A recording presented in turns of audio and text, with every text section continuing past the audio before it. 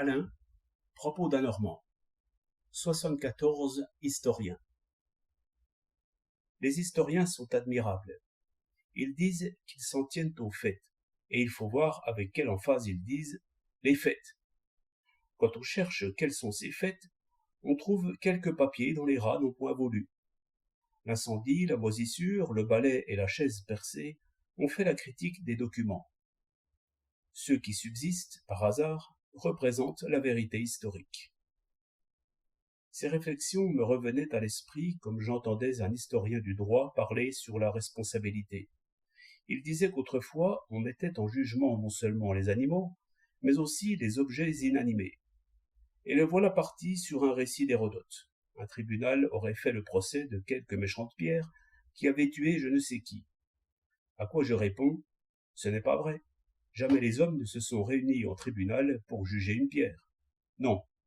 Quand vous auriez 10 textes concordants, cela ne me troublerait point. Eh bon Dieu, il ne serait pas difficile, sans remonter bien loin, de produire 10 articles de journaux différents qui donneraient, comme de notoriété publique, un fait purement imaginaire. Il est difficile de tirer de l'affaire Dreyfus les leçons de l'histoire, mais on en peut tirer une bonne leçon d'histoire. La première, celle qui traite de la critique des témoignages, et qui nous détournerait d'écouter les suivantes.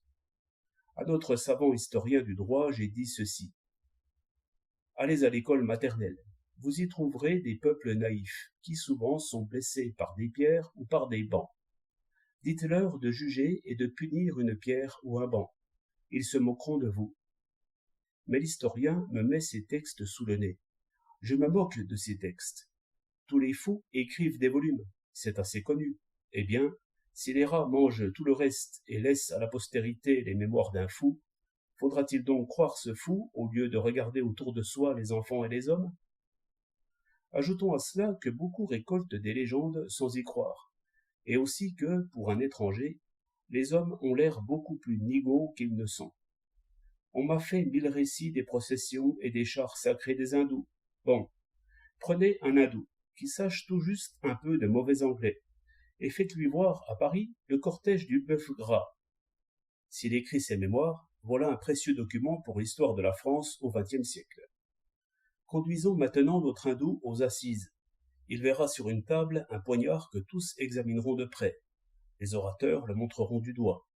L'hindou, s'il nous juge d'après le bœuf gras, pourra bien croire que nous jugeons et condamnons le poignard. Voilà les opinions que l'historien prend pour des faits. Et savez-vous combien ils sont de professeurs d'histoire à la Sorbonne? 74.